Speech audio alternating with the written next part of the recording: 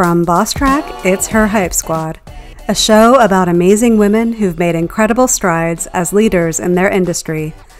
They're here to support you in your leadership growth, to encourage you and hype you up as part of your Hype Squad.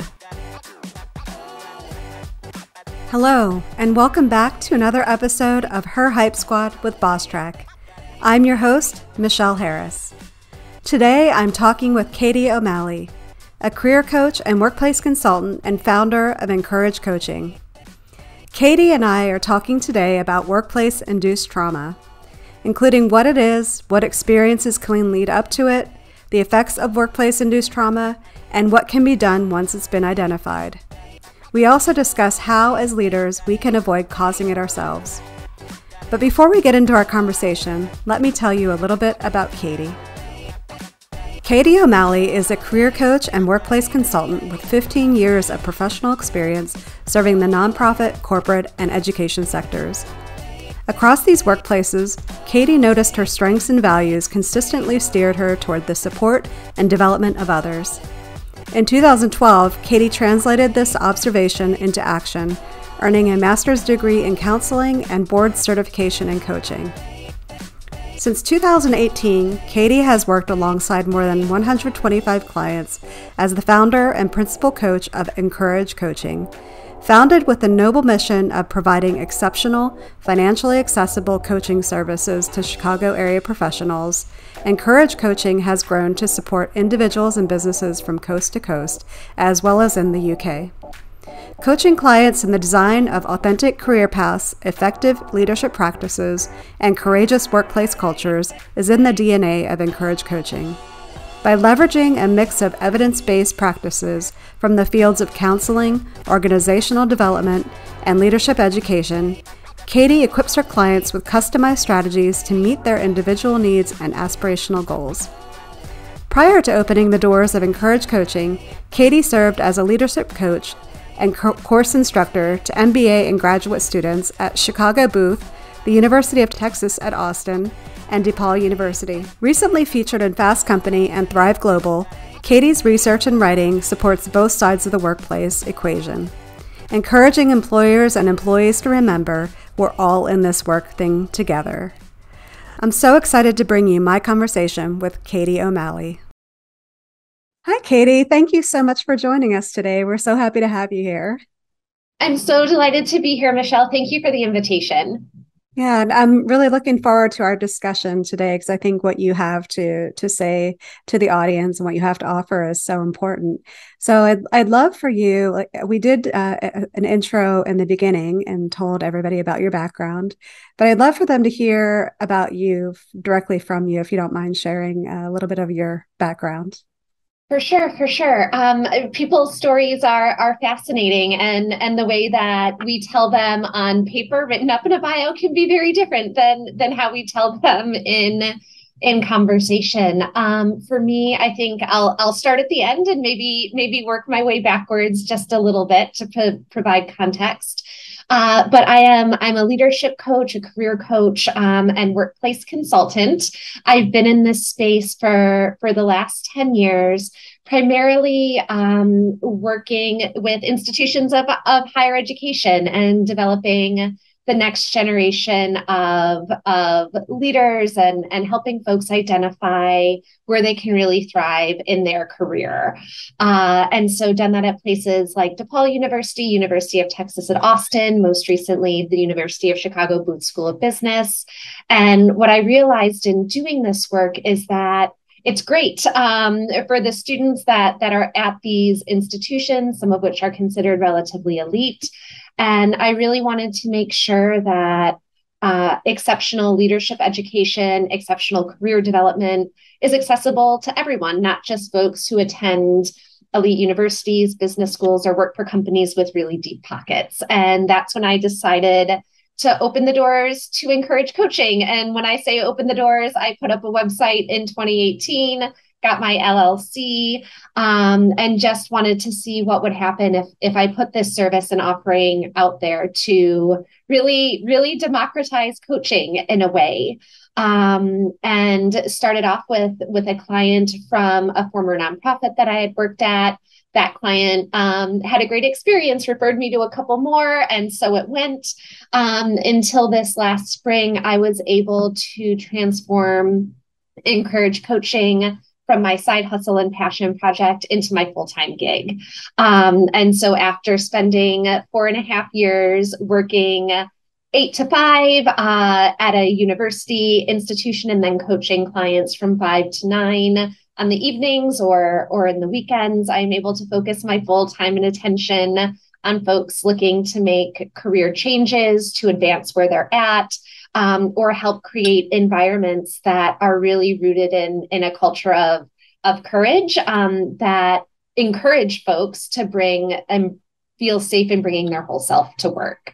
Prior to that, I was a bit of a career nomad myself, started off in political campaign work, transitioned into the nonprofit sector, knowing that I really wanted to make a difference in the world. And I thought those were the only two paths to do it. But it turns out you can also really make an impact on a more micro level and plant lots of seeds by working with folks one-on-one. And so transitioned into the corporate sector for a little bit, found my way to graduate school where I trained up to become a therapist, and then just ended up taking that skill set in a different direction and applied all of that learning and education and training into the field of coaching where I'm at now. It really, your work really aligns well with what we do at Bosstrack. So I really have enjoyed the conversations we've had offline from this podcast. I'd love for you to kind of talk to us about the topic for today, which is the workplace-induced trauma, and kind of give everybody an overview of what that exactly is.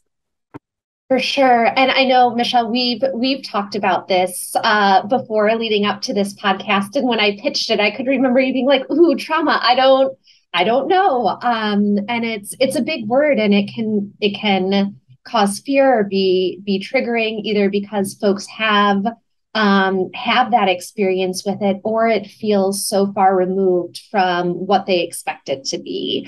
And so if we can just take workplace induced away for a second and talk about what trauma is, I think as a baseline for us and for your listeners, it's starting to understand and reframe trauma not as what happened to you, but what happens inside of you. So every day, you, me, your listeners, we have dozens of experiences that our brain will code as positive, neutral, or negative.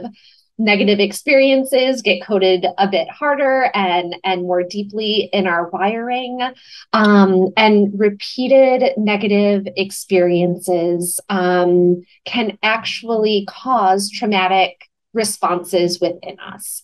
And so sometimes when I say trauma, when I'm working with clients, they'll say, oh, no, I haven't been in a natural disaster. I haven't been held at gunpoint. I haven't had these big traumatic experiences.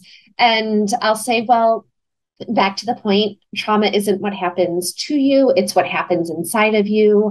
And so picking up the response to those negative experiences, things like anxiety, depression, chronic pain, insomnia, or sleeping too much, feeling guilty about things, feeling fearful about things, difficulty concentrating, all of these things that can really prevent us from succeeding in our current roles, or if we've made a shift, really starting to succeed in future roles. And so now that we're clear on what trauma is when we're talking about it, when I say workplace-induced trauma, I'm talking about two main categories of events that a person might experience at work.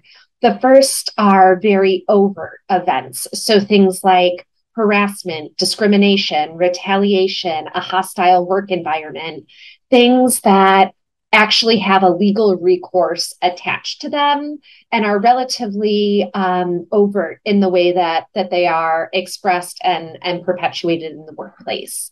Then we have the more covert instances and experiences that people have in the workplace around bullying, microaggressions, and this kind of catch-all term toxicity, which tends to be around the way things are communicated, lack of transparency. Often folks will come to me and say, I keep having this carrot dangled in front of me and I hit the mark, and then they move the mark.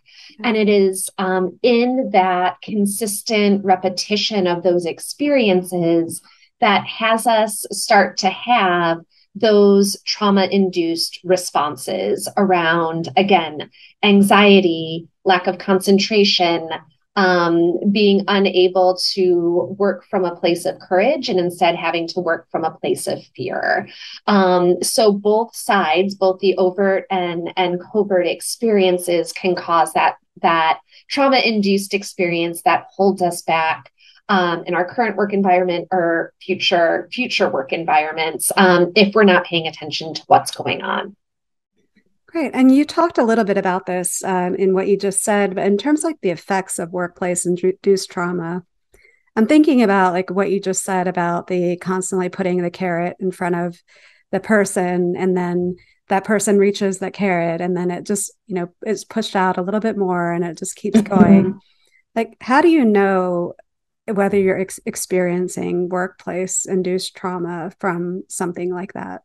Yeah, it's because it can be hard with folks who have the trauma experience internally. One of the first things that happens is denial, Michelle, truthfully. It's no, this didn't happen to me. It couldn't have happened to me. If this happened to me, especially for women, it's my fault that this happened to me. So I'm not going to talk about it. I think recognizing if there's denial, usually if there's denial, there's something good to explore and lean into there. Wherever there is resistance, I always encourage folks to get curious. So if you're listening and you're resisting this notion, it might be an opportunity to say, you know what, is there something else going on here with me? But I think the other telltale signs are fear to share ideas, fear to take a well-calculated risk at work out of what the response might be. A lot of times that's because you're in a volatile environment and you're not sure how your boss will react, how your colleagues will react. Sorry, excuse me. And so really honing in on, has my performance been affected lately? Am I feeling demotivated? Am I having pain, whether it be physical or emotional? Am I questioning my worth and value? If those things are popping up and they're not coming from a very clear internal place, it might be because something is happening externally to you, and those messages that you're receiving, you're starting to internalize and question all of your capacity and ability to really perform in your job. Thank you. And I guess to clarify, the same thing could happen to two different people, and one could trigger the workplace-induced trauma because of the way they react to it. And in the other person, that same situation might not, if I'm thinking about what you're saying correctly. Correct. That is absolutely a possibility. Who we are and how we move in the world, how we move through the world.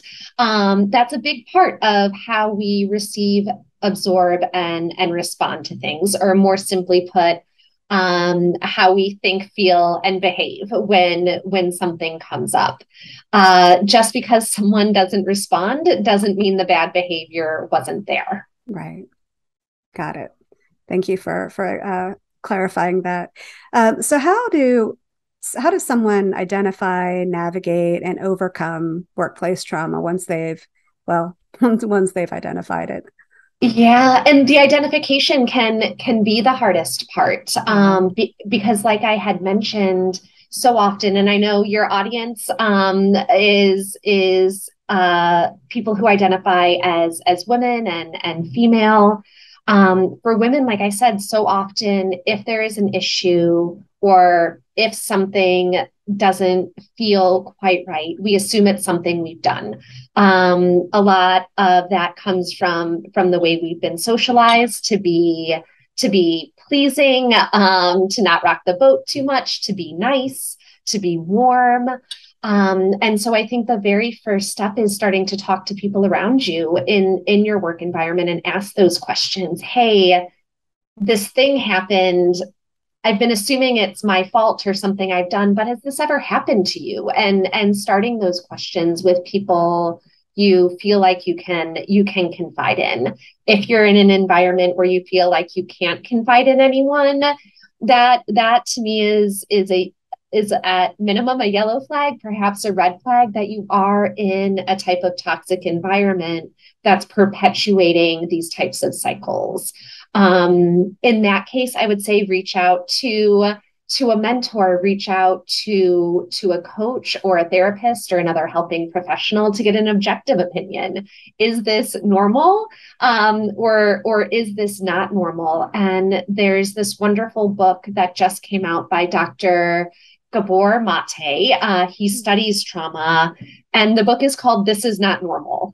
And it's all of the things we've come to accept as normalized within the human experience that are actually trauma.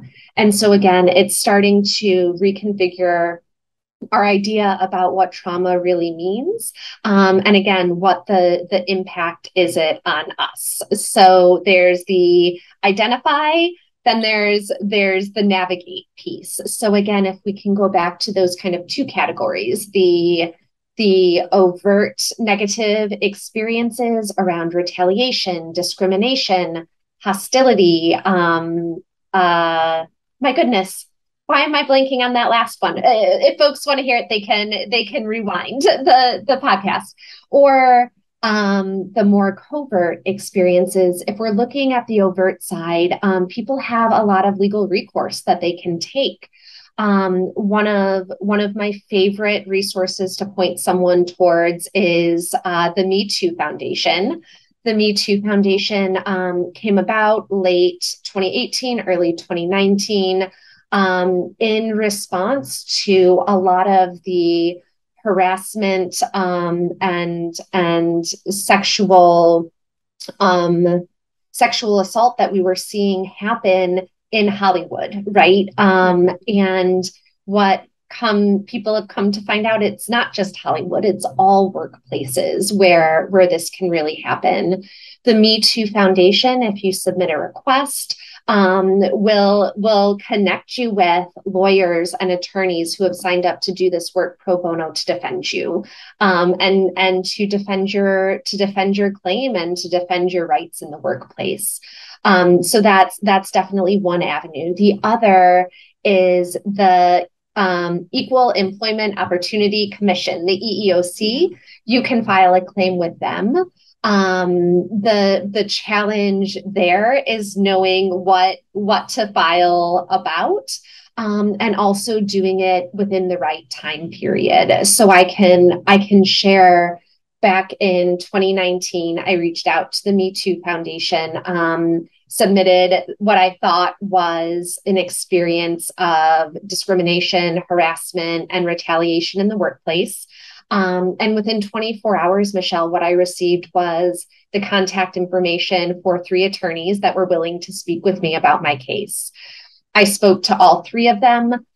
Each of them said I had a valid claim of definitely harassment, discrimination, and retaliation in the workplace based upon my gender. And they said, unfortunately, time's up. And now I am realizing I've been calling it the Me Too Foundation. It's actually the Time's Up Foundation. So you can make that correction, the Time's Up Foundation. And ironically, my time was up. So you only have 180 days from the experience from that negative overt workplace experience.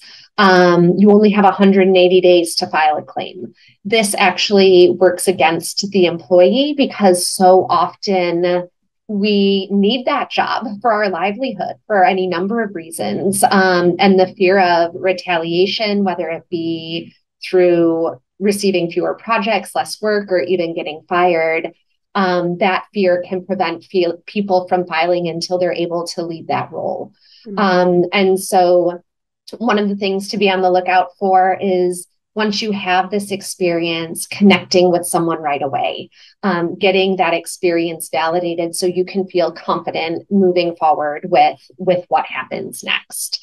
For the events that are more covert, so toxicity in general, bullying, carrot dangling, microaggressions, those are things that it often helps to, again, talk to your colleagues about, see what's happening with them. That you can absolutely file through the Time's Up Foundation to see if you have a case, but there are also other ways to begin to navigate it, which is finding a champion, having somebody else be able to be the voice for you and call out the kinds of behaviors that are happening when they see it, because it can be scary for the individual experiencing it, especially the woman.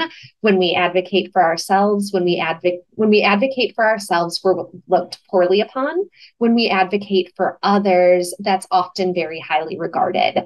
And so being able to form allyships and alliances with folks at work, but also sometimes just being able to say, this is no longer for me and I need to get out of here.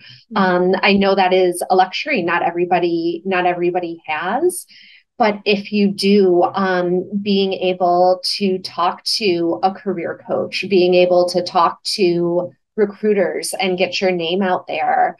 There are lots of folks, including me, who are willing to provide that kind of support on a sliding scale. And so you don't have to stick it out. And I think especially for women to know, we face this myth that has very much been internalized with us. Again, that it's called the only one theory, that we are the only ones in the environment or at the table experiencing this particular thing. And that's what keeps us from speaking up. It's just not true. If you're experiencing it, dozens of other women are too. You just need to find the courage and to be able to move through the fear to talk to others about it. There are so many good reasons to have that allyship and group, that network that at work that you can rely on. There are so many reasons, but I love just having it for this reason alone is so valuable. And I know we're going to talk about books a little bit later in our chat. But particularly one that is very concrete and super helpful as it relates to navigating workplace-induced trauma is called Feminist Fight Club. It's by Jessica Bennett.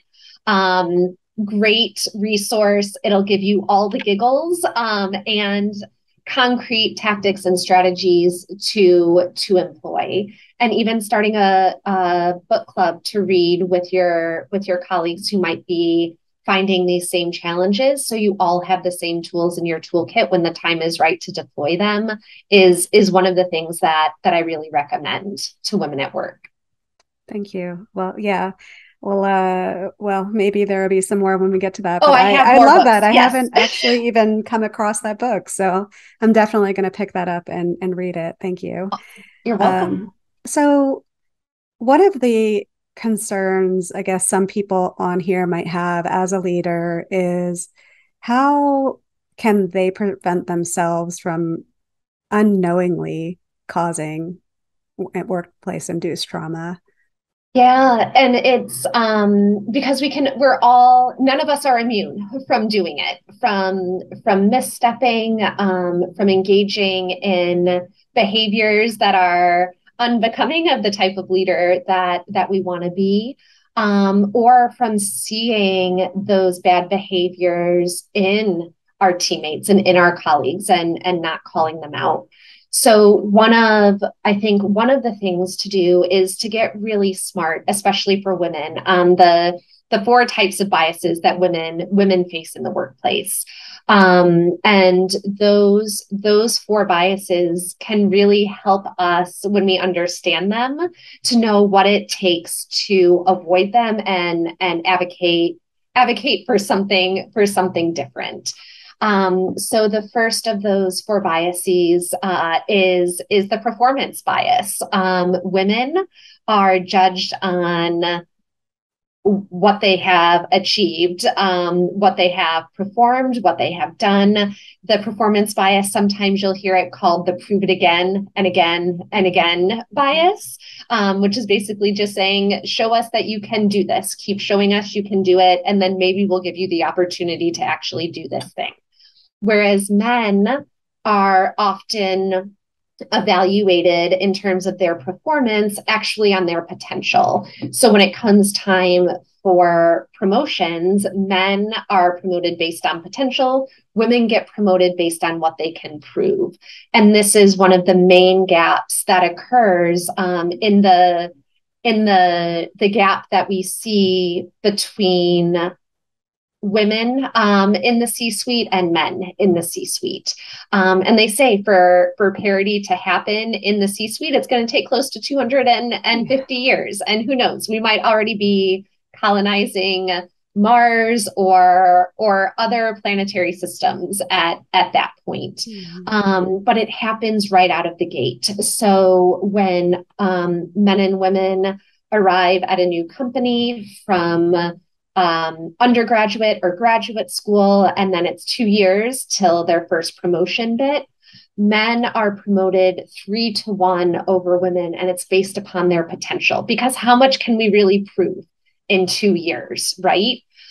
So part of it is, as leaders, looking at your hiring practices, who's coming into your pipeline, looking at your promotion practices, what are those criteria and are they same across the board?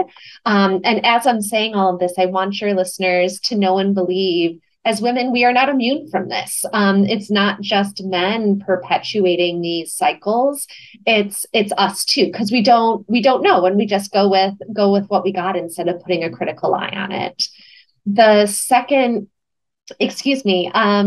type of bias is maternal bias. And this kind of works on both sides. Maternal bias looks at how women are viewed once they have a child, or how women are viewed in the interview process if they are of childbearing age. And while it's illegal to ask those questions, do you plan to have a child? Do you have any children? The worry of that can often prevent women from getting hired in the first place, or from being given big projects, high profile clients, out of fear that they will take maternity leave and never come back. Or if they do come back, they won't be as committed, because women are more committed to their children than men are, which is simply not the case. And so there's that worry. But then on the other side, it's, what about the women who don't have children? Is there something wrong with them? Are they not feminine enough? Are they not warm enough? And running up against that bias as well. And so there's the struggle there.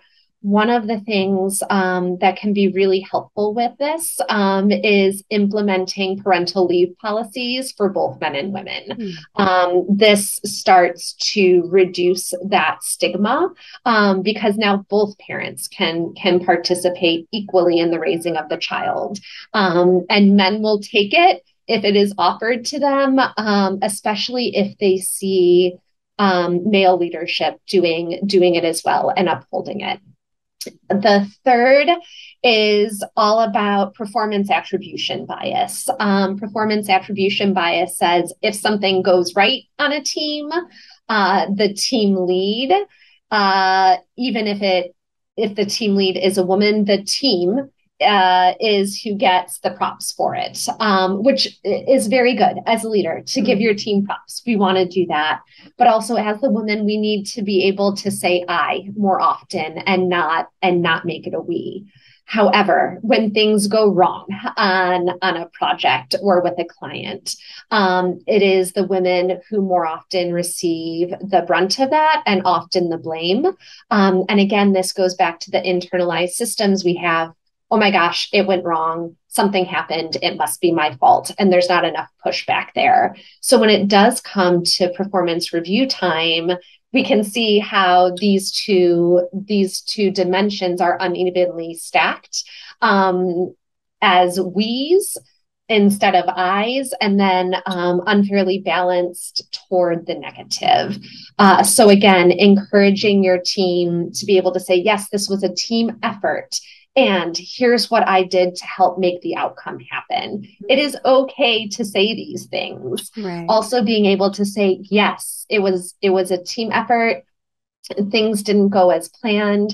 Here's a misstep I made. Here's how I see the team can be better in the future. So as a leader in your company, for your team, in your organization, pushing your women to be able to say those things. And when you catch them taking full responsibility or not taking full responsibility for the achievement, encouraging them to do so. Also, just keeping a tracker. I like to call it my kick file. Keeping a tracker of all the great things that you've achieved throughout the year. You never even have to share them till performance evaluation time comes along, but being able to remember the work that you did, because so often we just assume the work that we did is our work and it's our job and these are our responsibilities. But it's okay to elevate those as ways to shine and toot your own horn as well. The final bias. Oh, go ahead, Michelle. Go No, ahead. I was just going to say, I love that. I think Gretchen Rubin has something like that where she calls it her to-do list, that she Yeah, keeps track of the things that she accomplished. I'm going to steal that from Gretchen. It is no longer a kick file. It is a to-do list. That is Yeah, look it brilliant. up and make sure I'm right about that. But I believe I saw that come across in the feed once from her. So Oh my gosh, I love that so much. Yes, a to-do list. So encourage all of your team members to build out those to-do lists. And I think the third, and this is the one that's most challenging to talk about and sometimes most difficult to hear, is that as women, we can sometimes hold other women back. And it's this idea, it's what's called the tug of war. My gosh, there can only be one woman at the table. I want to be that woman. I got to elbow everybody else out. Or, oh my gosh, to get to this table, I had to go through so much BS that I'm going to make all the women coming up behind me go through that same BS too. And that doesn't help. It doesn't make anyone stronger. It doesn't make anyone better for the wear and the struggle. All it does is keep women out of the place that decisions are being made. So anytime as a leader, you have the opportunity to elevate another woman, to promote another woman, to sponsor, to champion them, to make life a little bit easier for them, even if it wasn't easy for you, that is the very best thing that you can do to help prevent workplace-induced trauma. I'm trained as a therapist, and the orientation that I use when working with clients is very existential in nature. And there's this wonderful quote from Jean-Paul Sartre that says, "Freedom is what you do with what's been done to you." And it's just it's a simple sentence, but it's really powerful. Just because it happened to you, free yourself from that. Don't keep engaging with the tools of the people who caused you to have these traumatic responses and oppressed you. Don't use their tools to do it to other folks. You can choose a different way to free yourself from all of it completely. yeah, and I think that's so important for women listening that are higher up in the executive levels, VP, senior VP in the C-suite. Sponsorship is so important, and I don't, you see more of it, but I mean, if you're not in a large company, and even a lot of large companies, just they don't have that. And I think it's important for all of us, the women, to recognize that sponsorship is so important in bringing up those lower level, mid-level managers to those higher levels. So I appreciate you bringing that up. Yeah, thanks, Michelle. Yeah. So what is the answer to all this? Like, what is there an answer? Yeah, I mean, there are a few answers, I think, and the first is really starting to train leaders before they become folks that are in people leadership roles. So the average person gets promoted into a people leader, people manager role right around age 30. It is 12 years between when they become a leader and when they receive any leadership development training, education. That is 12 years of people running around engaging in practices that are likely not effective at best, and damaging at worst, because that's what they experienced and that's what they went through, and those are the leaders that they saw. So for me, the first solution is getting your people managers and people who are coming up as people managers trained on effective leadership practices, leadership skills, and understanding their own identity so they know how they're showing up as a leader and being experienced by other people. So that's the first thing. The second thing I think is, and we're starting to see a lot more of this, is focusing in on mental health at work. So one of the reasons, Michelle, that I chose to go the career development, leadership development, career coaching route instead of sticking with therapy is that so often in therapy, you know, in therapy is often tied to working with insurance companies, and insurance companies will pay for very specific things. They will pay for very specific modalities for the therapist to engage in, and very specific topics or diagnoses for the therapist to work with. Work is not a medical diagnosis. However, work causes so many of the mental health challenges that we see as helping professionals. And so the next step is to really think about how is work impacting people's mental health? And are there things that we can do to disentangle the triggers of the challenges that I've named, right? So again, those trauma responses, anxiety, depression, denial, physical pain, whether it be chronic or related to sleep and insomnia. All of these things inform and influence how your employees and team members and colleagues show up to work. So if we're not addressing those issues, whether they are trauma related or not, performance will never be what it can potentially be. And people want to show up to work feeling good. But that can be impossible if we're not understanding what's causing them to have those traumatic experiences internally to begin with. And I think, the third piece is, and we're seeing it with millennials, we're seeing it starting to come up with Gen Z. These two generations have the opportunity to really transform the way work is done and shake things up. And that is a good thing. I really do believe it. And so part of it, especially as you were saying, for folks who have risen to those higher levels in their organizations, really staying connected to the talent from other generations, bringing their voice to the table and doing something with it.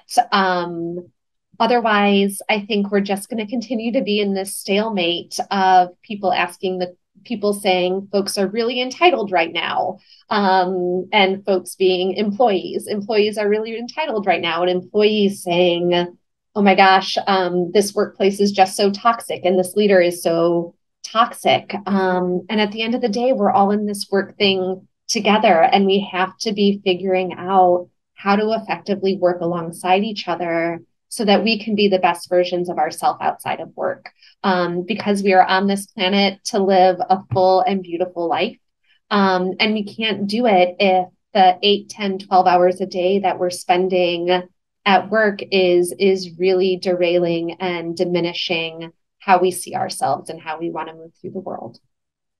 Thank you for that. And that reminds me, I have somebody reach out recently about a toxic coworker. Not to go into a therapy session for that person, but are there maybe 1 or 2 things that you would tell a person that's experiencing a toxic coworker and not a toxic leader? Yeah, for sure. So, sometimes it can be easier to approach a coworker than a leader. Sometimes it can be more difficult. The first thing is always to ground yourself in self-awareness. So, what is the thing that is upsetting me so much about this coworker? What are the behaviors they're engaging in that have me use the word toxic to Mhm. describe them? Once you can get clear on how it's impacting you and also what the concrete behaviors are with that coworker, I would you can invite them to coffee, you can invite them to a Zoom chat, but I would say set aside time and let them know what you want to talk about. Don't just spring it on them. So say, hey, I know we've been working together on this project. There are some things I know I probably bring to the table that are a bit annoying or disconcerting to you. I'm hoping we can have a conversation about how we can best show up for each other for the duration of this project or program or responsibility, whatever it is, so that they have the opportunity to give you feedback as well. Mhm. And really frame it as a feedback conversation. You want this person to recognize what's happening and to change their behavior. And the best way to do that is to have an open conversation rooted in dialogue. So you have to be and willing to hear and open to absorb what they're going to share with you too. But I'll tell you, once you open that door for somebody, they are much more keen to hear what you have to say. So by opening that door for them, it doesn't close the door on what you want to talk about, but it essentially can kick your door wide open. And so being prepared to talk about here's the situation that we were in together and be very specific about what it was. Here are the behaviors that you engaged in. Be very specific about what those looked like. And then here is the impact of those behaviors on me, on the team, on the outcome of the deliverable or the project, whatever it is moving forward, it would be really helpful to me if instead of X, you could do Y. Because what we do then is we take um, we don't take we depersonalize the feedback because it's no longer about the person, it's about the behavior, Mhm. and people are much more willing to hear that than you're a toxic person, you are this, you are that. It's no, this behavior which I've never actually seen you engage in before was really troubling to me. Is there a way we can shift that in the future? And so the framework, the acronym for it is SBI, so situation, behavior, impact, and then introduce the behavior you want to see. Great. Thank you. I appreciate you providing that little bit of advice there. Sure. One thing to kind of go back to the finish up the workplace induced trauma, if somebody has experienced it, I mean, what is the way that you would recommend to be able to heal from experiencing that? Yeah, healing from workplace induced trauma can be one of the most transformative and profound things that a person can ever do. Healing from workplace induced trauma first requires, like we talked about, identifying that it happened, navigating your way through it, and getting yourself into a situation where you can heal, a workplace situation that did not cause the harm. It is impossible for humans to heal in the environment that made us sick. And I think the same holds true for our emotional, cognitive, and physical responses to workplace induced trauma as well. So the first is find a new environment if that is possible for you. The second is talk to a helping professional, whether it's a therapist, a counselor, a coach, but make sure that person is trained in trauma informed practices because that is just very important. We don't want more harm to be caused for you. So ask questions around that. And then third, I mean, post traumatic growth, what we're looking to achieve there is a greater sense of personal strength, the ability to cultivate and form close relationships with colleagues and coworkers and bosses in a way where you're no longer scared to do it.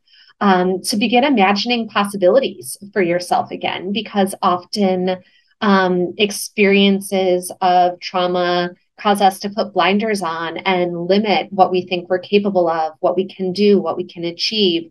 And it's through the healing process and beginning to take those blinders off that you can see all of those possibilities that are awaiting for you that you just thought weren't available anymore. I mean, when I was going through my experiences of this back in 2013 to 2013, and then a little bit again in 2015, I didn't see any possibilities for my life. I definitely never imagined myself being someone who earned a master's degree to help other people in this very thing that I experienced. And so remembering that there are possibilities. And so just jotting down, even if it's one really small thing a day.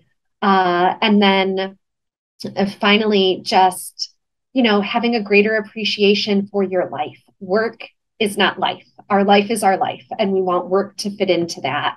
And I think one of your very first questions, what is a sign? When work is overtaking all of your thoughts, your dreams, your well-being, when it is overtaking your life, that is a sign too that you may start responding in a more trauma focused way. And that's what I got. Good. I'd love for you to share just with your leadership experience. Do you have any general, like interesting or just funny moments that happened where you're like, oops, I shouldn't have done that, or oh, what? Maybe I shouldn't have done that. Yeah, I mean, I mean, we all have them, right? Yeah. Those moments of misstep. But our mistakes do not define us. But they can be a great guide into opportunities for growth or improvement. And I think one of my greatest missteps, and this is deeply rooted in my personality, that is high energy, also very much setting high standards for myself and others. One of my biggest career missteps is misdirecting that energy in a negative way, and allowing stress to get the better of me. So when we are under stress, we are not as likely to self-monitor because it is just not the priority. And so I was working through this big event for a university, transporting 650 students from Chicago to Lake Geneva, Wisconsin, and had a colleague on my team that was not fulfilling their responsibilities from my perspective, right? And I was not kind in those moments, because from my perspective, we were putting students potentially at risk by not having forms signed and not having good contact information or all of these things. And from their perspective, I didn't communicate well about what my expectation was. And so for me, what I really learned there was it's fine to have high expectations of folks. But if you're going to have high expectations, then you need to be very clear about what those outcomes are, what it looks like, what you want it to look like. People need those boundaries to be able to perform well. And so even though balls were dropped, I dropped the biggest one by not communicating my full expectations around what needed to be done and just assuming it's known.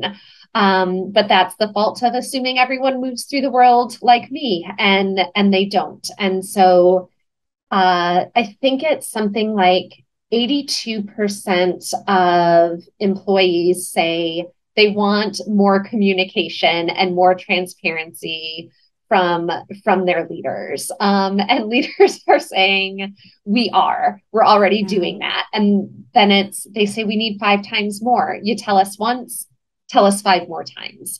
And it's not viewed as excessive, which I was just astonished by, but also really helped me see the importance of, again, communicating those expectations and desired outcomes and setting people up for success. Yeah, thank you. And thank you for sharing about not everybody moving in the world the way you do. Because it's so, I mean, as a leader, that's definitely important because you need to, you're leading your team and building trust with your team.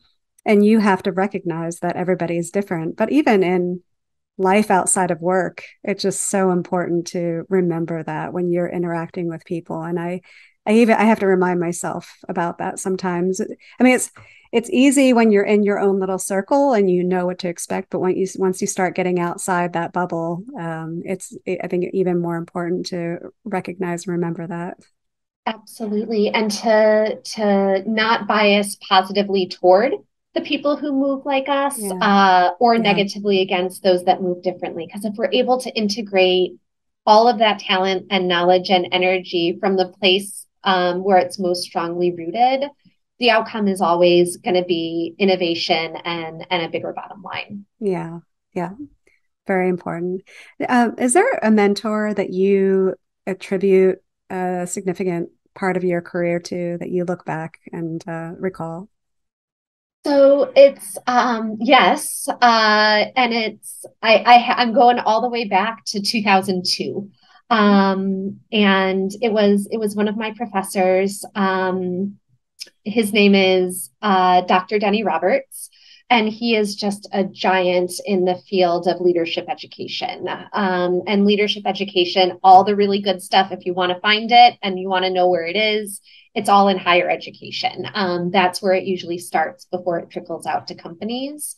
And Denny, my goodness, he uh, just brilliant. So give him a Google, pick up his books. Very much worth the read.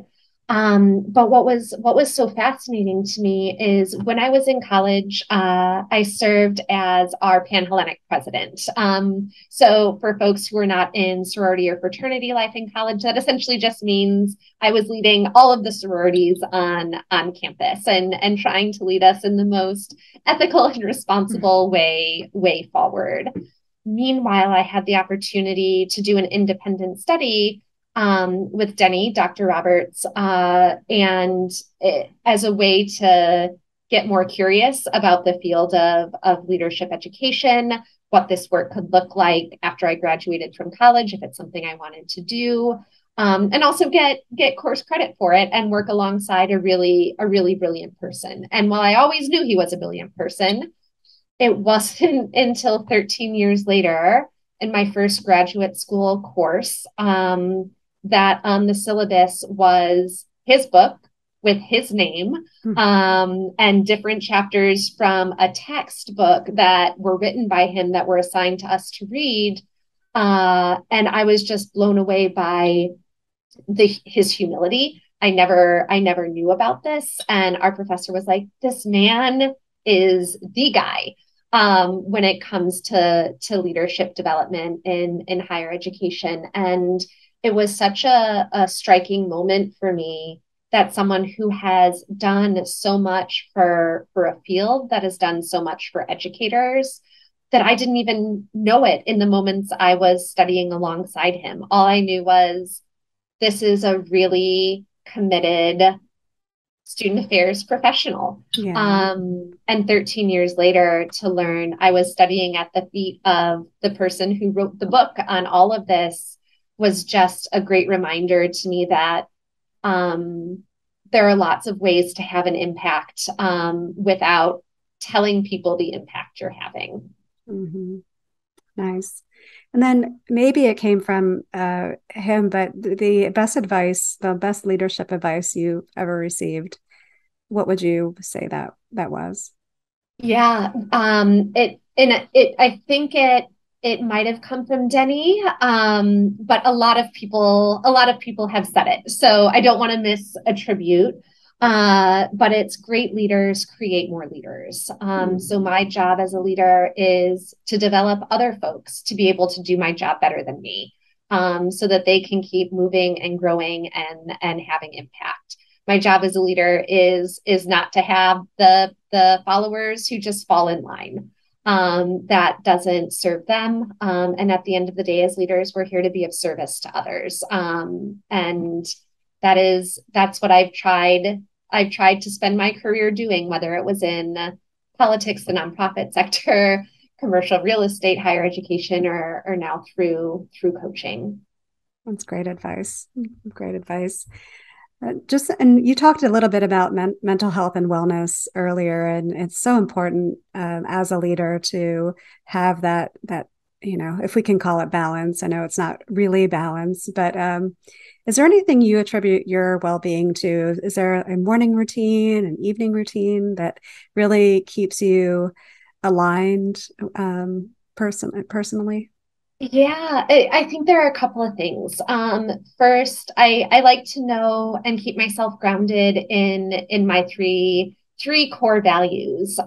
So courage, curiosity, and justice. Those are my three values. And so throughout my day, when I'm faced with a decision, is my decision aligning with at least one of those and hopefully all three? I think one of the reasons we get off kilter with our mental health is that our thoughts, feelings, and behaviors are not congruent and they're not in alignment.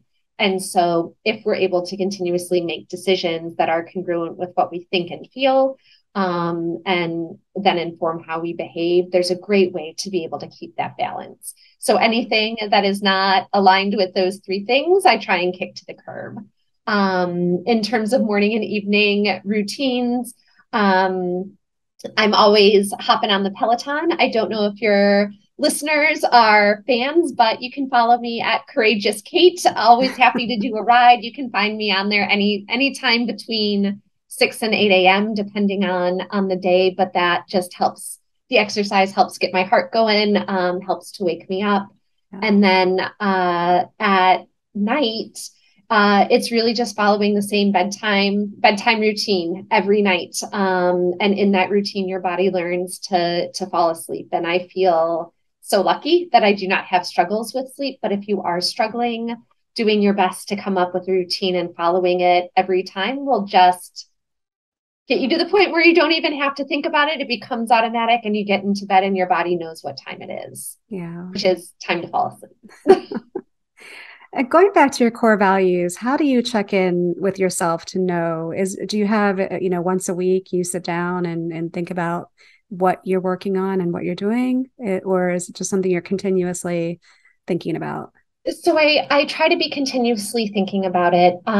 Truthfully, I think about it the most when I feel off balance, Okay. or off kilter. And I think to myself, which of these values am I not following through on? Am I not living congruently with? And that tends to reveal Yeah. an opportunity for me to really reevaluate or reconsider what's going on. Got it. That makes sense. Yeah. So, pump up song when you're feeling like you need that energy besides the Peloton, and might be a song that you listen to on the Peloton. Is there a song or maybe two songs, three that really get you going when you need that bump? For sure. So the first one is by Lady Bree, and it's called "Just Watch Me Now." Okay. It is great for folks who are, you know, looking to leave their current work environment, for entrepreneurs that are looking to bust open new doors and make some big moves. It just the beat is great, the message is great. Huge fan of that one. And then so that one's Just Watch Me Now. The other, and I am going to catch hell from this from my husband for not knowing the artist. But the song is How Do You Like Me Now? And it just, I don't know, there's something about it that makes me smile. Like, look how far I've come. I've done this, Yeah. and you can't take it away from me. So Nice. whenever I'm feeling not necessarily down, but questioning my capacity, my ability, either of those songs really gets me in the mindset of, no, I've done all this. How do you like me now? Or just watch me now. Yeah.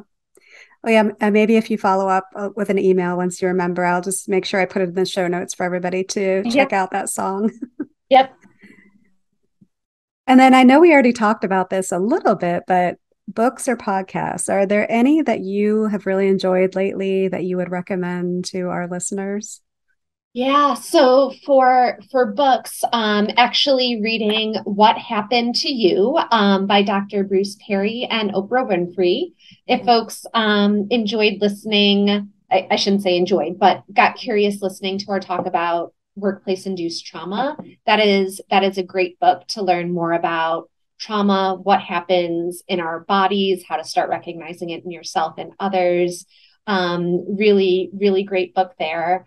And the other is called Invisible Women. And it is a really great read on all of the ways the world was not set up to support us and how women are actually changing those mechanisms. It came out in 2019. It's a bit dense. It's a lot of research, but it's told through story, which is really helpful. But if you're ever thinking to yourself, oh my gosh, this happened because of something I did, read Invisible Woman, and you will see all of the ways from even before you were born that this is not your fault. Great. Well, thank you. Great recommendations. So I know we've been talking for a little while, and I appreciate everybody listening, hanging in there. I think it's been a great conversation, and thank you again, Katie, for coming on and spending time with us and sharing again such valuable information for us. I'd love one if there's anything you wanted to mention that we haven't mentioned, but also how can our listeners reach out to you? What's the best way to get a hold of you if they wanted to follow up from this conversation, if you're okay with them following up? Absolutely. And I think our conversation was just so in depth. I don't have anything else Okay. to add, but always happy to continue the conversation with others or answer questions. So you can find me via my website, encouragecoaching.org. You can also find me on Instagram and Facebook at Encourage Coach Chicago, or feel free to send me an email, katie@encouragecoaching.org. Any of those ways are good. If you want to connect with me on LinkedIn, I think it's / Katie OMalley or Kate OMalley 82. So I can get Michelle you that handle as well. But happy to connect in any of those ways, all of those ways, and always here to be a resource to fellow women looking to make a difference in their work. Well, thank you. I appreciate that. And again, we'll follow up in the notes with all that contact information as well. And with that, I just want to thank you again. I always enjoy talking with you, and I hope we continue our conversation and have more conversations in the future. I'm looking forward to that. Me too. Me too, Michelle. Right back at you. All right. Well, enjoy the rest of your day. You too. Bye-bye. Hi, everyone. This is Michelle again. Just one more thing before you take off. If you've enjoyed this podcast, consider joining our Patreon at patreon.com/Bosstrack, or sign up for our free weekly newsletter. It's easy to sign up and easy to cancel. Every Monday, we send out a short, exclusive newsletter of what we found during the week that we're excited about, we're inspired by, and we're watching and reading. If you'd like to check it out, just to go to thebosstrack.com/newsletter. Just type that into your browser, thebosstrack.com/newsletter. Drop in your email and you'll get the very next one. Thanks for listening.